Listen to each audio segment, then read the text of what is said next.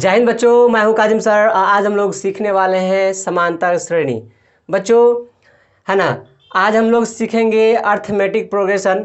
तो बच्चों ये वीडियो आप लोगों के लिए बहुत ही इम्पोर्टेंट होने वाला है, क्योंकि बच्चों आज के सेशन में हम लोग है ना जो पढ़ेंगे एपी के सारे कॉन्सेप्ट है ना, और इससे रिलेटेड जो भी फार्मूलेज हैं इन सारे चीज़ को समझेंगे। और ये चीज़ आपके 10th में तो है ही, लेकिन उसके साथ साथ 11th में भी हम लोग को इसके बारे में पढ़ना है। और साथ ही साथ जितने भी कंपटीशन का एग्ज़ाम होते हैं बच्चों, उन सारे कंपटीशन के एग्ज़ाम में है ना एपी से रिलेटेड क्वेश्चंस निश्चित ही आता है। तो इसीलिए बहुत ही इंपॉर्टेंट होने वाला है ना आज का सेशन है ना। इसमें बेसिक्स कॉन्सेप्ट से लेकर के सारे फार्मूलाज पे हम लोग डिस्कशन करेंगे, जो कि अंडर 10th लेवल में जो भी क्वेश्चंस आते हैं उनसे रिलेटेड जो भी फार्मूलाज होंगे, जो भी बेसिक्स कॉन्सेप्ट होंगे, उन सारे कॉन्सेप्ट पे हम लोग काम करेंगे। तो बच्चों वीडियो पे बने रहें और हमारे वीडियो को लाइक करें, कमेंट करें, और अगर चैनल पे नए हैं तो प्लीज़ मेरे चैनल को सब्सक्राइब भी कर लें और अपने दोस्तों के पास शेयर भी करें। ठीक है बच्चों,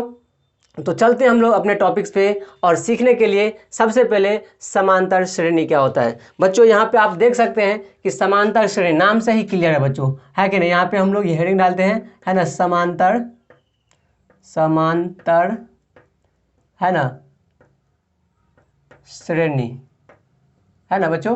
समांतर श्रेणी नाम से ही क्लियर हो रहा है बच्चों कि यहाँ पर ऐसा श्रेणी क्या हो, ऐसा श्रेणी जिसमें है ना लगातार पदों के बीच का अंतर क्या हो, समान हो। आप यहाँ देख सकते हैं समांतर का अर्थ ही होता है समान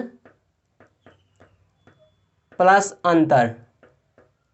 ठीक है बच्चों, समान प्लस अंतर मतलब ऐसा श्रेणी जिसमें लगातार पदों के बीच का अंतर समान हो, क्या होगा, क्या कहलाएगा बच्चों, वो कहलाएगा समांतर श्रेणी। बहुत ही इजीली हम लोग समझ जाएंगे आज का कॉन्सेप्ट है ना, बहुत ही इजीली समझ में आ जाएगा। जैसे आप यहाँ पे एक देख सकते हैं, मैं एक कोई श्रेणी लेता हूँ। जैसे मान लीजिए कि है ना 2 है ना 4, ठीक है 6 8 है ना 10, ये हम एक क्या किए, एक श्रेणी लिए। आप बताइए कि इसमें प्रत्येक पदों के बीच का अंतर क्या है। देखिए इसके बीच का अंतर का बात करेंगे तो क्या होगा, इसके बीच का अंतर, इसके बीच का अंतर क्या होगा बच्चों, 4 में से 2 गया 2, अंतर मतलब घटा हुआ होता है। अब इसके बीच का अंतर देखिए, इसके बीच का अंतर क्या होगा बच्चों, 2 ही होगा। अब इसके बीच का अंतर देखिए क्या होगा बच्चों, ये भी 2 ही होगा। फिर इसके बीच का अंतर देखिए क्या होगा बच्चों, 2 ही होगा, है ना।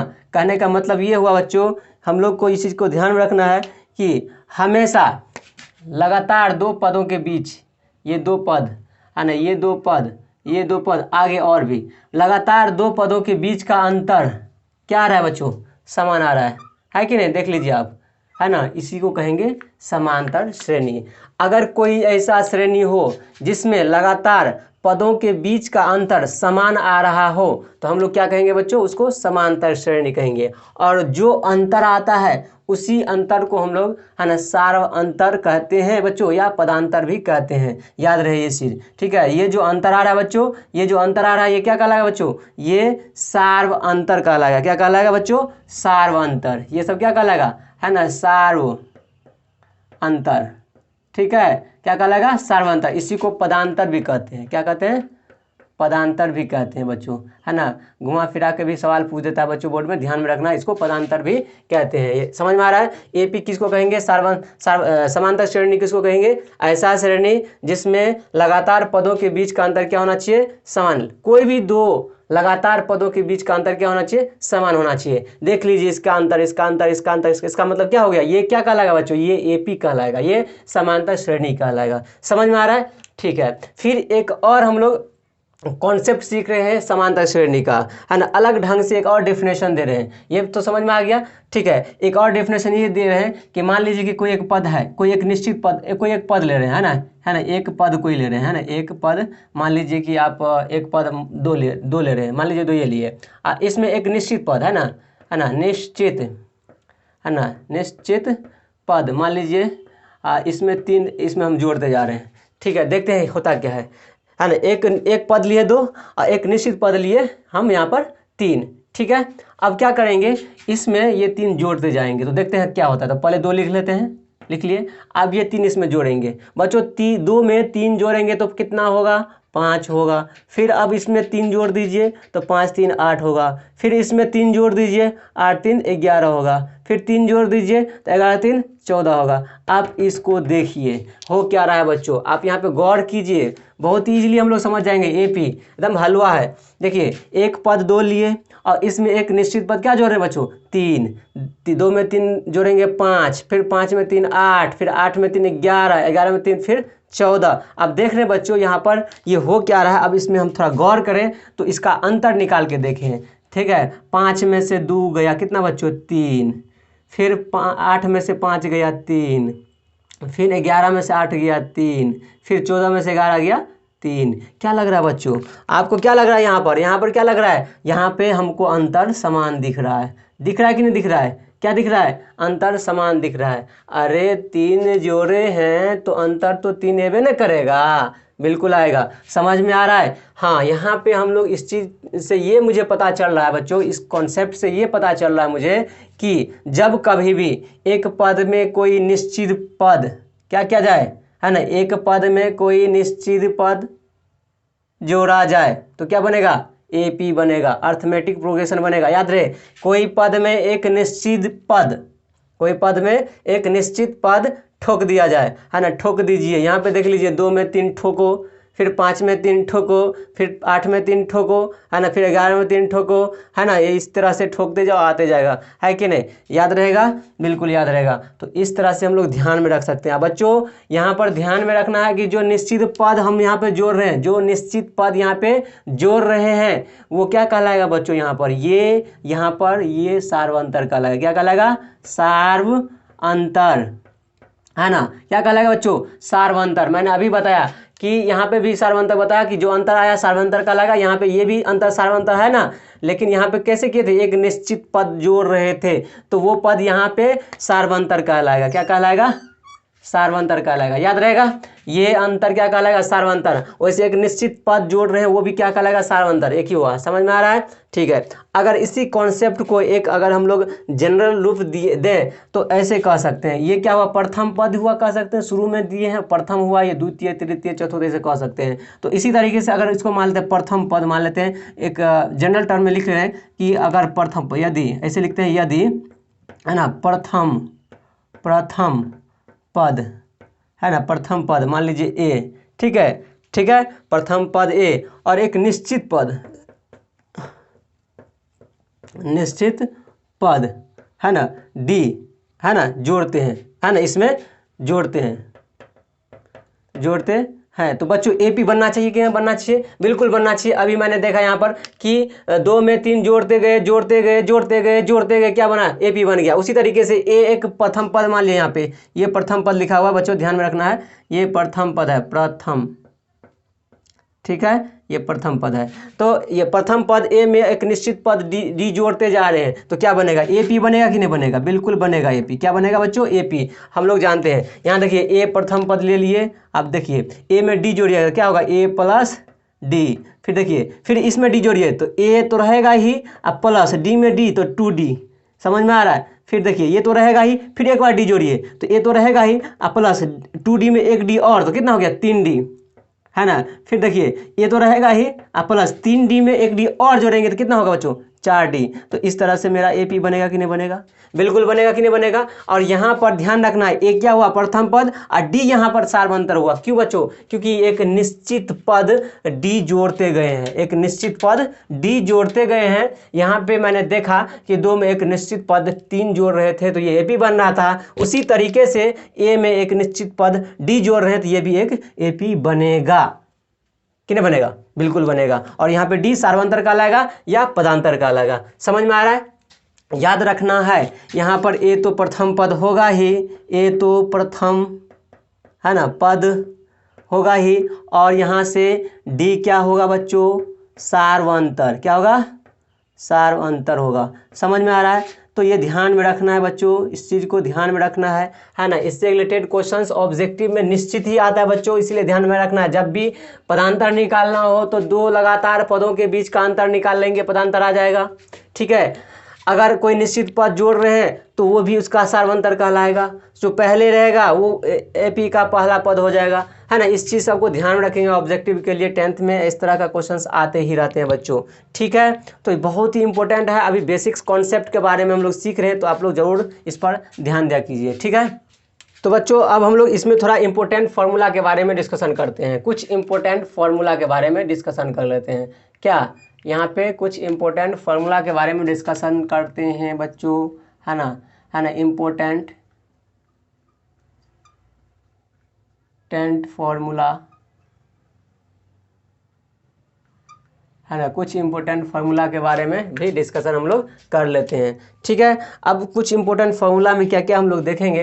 तो बच्चों यहाँ पर सबसे पहले हम यहाँ पे एक देख रहे हैं, यहाँ पर ए एन का फार्मूला, है ना। ए एन बराबर होता है बच्चों A plus N minus 1 into D, ठीक है। ये एक फार्मूला है जिसको मुझे ध्यान में रखना है। और इसमें ये ए एन क्या है, डी क्या है और एन क्या है, सारा चीज़ हम लोग इसे जानते हैं। एन नहीं जानते लेकिन ये सब तो जानते हैं, तो इसलिए फिर भी हम एक बार लिख लेते हैं बच्चों। यहाँ पर क्या क्या है, यहाँ पे आप ध्यान रखिएगा कि यहाँ पे थोड़ा लिख देते हैं, हाँ यहाँ पर, ठीक है। यहाँ पे ए एन क्या है बच्चों, ये क्या है ए एन है अंतिम पद या एनवा पद, इसको एनवा पद बोलेंगे, एनवा पद या क्या बोलेंगे, अंतिम पद, अंतिम पद, याद रहेगा। उसी तरीके से ये तो जान ही रहे हैं प्रथम पद है, ये क्या बच्चों प्रथम पद है, ठीक है। और साथ ही साथ बच्चों एन क्या है, पदों की संख्या, पदों की संख्या, मतलब इसमें कितना संख्या आएगा, यानी एपी में कितना संख्या है ना। ये जो एपी में कितना संख्या वो हो गया पदों की संख्या, समझ में आ रहा है।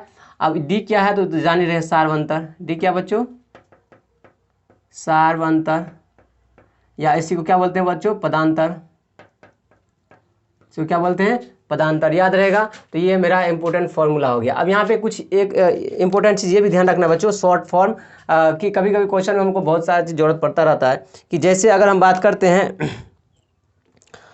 जैसे हम लोग बच्चों बात करते हैं कि जैसे एनवा पद ए एन हो गया, एनवा पद ए एन हो गया, तो 20वां पद क्या होगा, तो ए 20 लिख सकते हैं इसको, 20वां पद ए 20।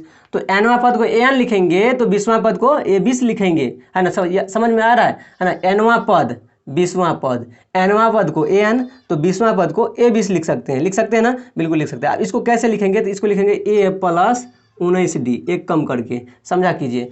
एनवा पद में देखिए A plus N minus 1 into D, N में से एक घट गया तब डी लग गया, ए वहीं पे है, एन में से एक घट गया और डी लग गया, तो यहाँ भी 20 में से एक घट जाएगा डी लग जाएगा। उसी तरीके से अगर आपसे कहे कि है ना 25वां पद, तो ए 25 होगा, है ना।